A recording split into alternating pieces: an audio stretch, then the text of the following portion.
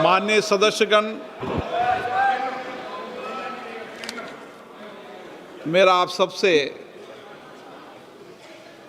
अनुरोध रहता है कि सदन चले। मतभेद हमारे हो सकते हैं, नीतियों में मतभेद हो सकता है, विचारों में मतभेद हो सकता है, लेकिन देश सदन चलते हुए देखना चाहता है। देश के लोगों का मत है कि नीतियों विचारों में मतभेद हो, गंभीर मतभेद भी हो सकते हैं, लेकिन ये विचारों में अभिव्यक्त होना चाहिए। और इसलिए समय समय में मैंने सभी दलों के नेताओं से चर्चा की, विचार विमर्श किया, व्यक्तिगत भी की, सामूहिक भी की। मेरा आज फिर आपसे आग्रह है कि आज अंतर्राष्ट्रीय युवा दिवस भी है और विश्व स्तर पर भारत के युवाओं ने शिक्षा, विज्ञान, अंतरिक्ष, विज्ञान, टेक्नोलॉजी, उद्यमिता, कई क्षेत्रों के अंदर विशेष पहचान बनाई है। आज उनका सामर्थ्य के कारण भारत का नाम दुनिया में भारत का नाम हो रहा है।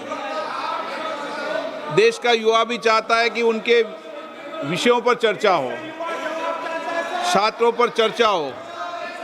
सरकार ने भी सहमति दे दी है, गृह मंत्री जी भी अपने वक्तव्य को देने को तैयार हैं।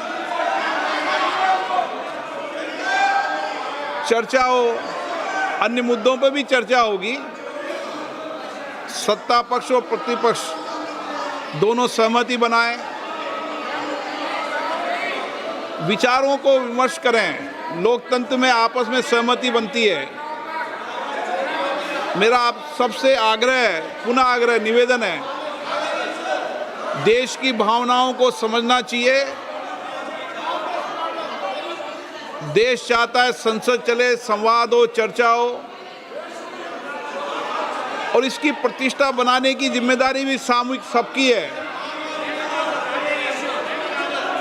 मेरा आपसे आग्रह रहता है हमेशा कि संसद की प्रतिष्ठा को मत गिरने दो।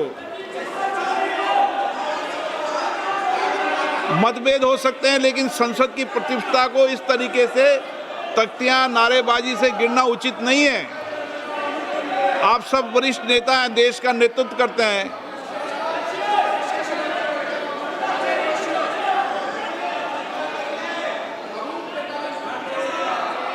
बालू जी, आप सीनियर लीडर हैं, मैं आपको अपने विचारों को व्यक्त करने का अवसर दूंगा। मेरा मत है कि प्रश्नकाल चलने दें। प्रश्नकाल के बाद आपको अपने विचारों को अभिव्यक्त करने का अवसर पर्याप्त दूंगा।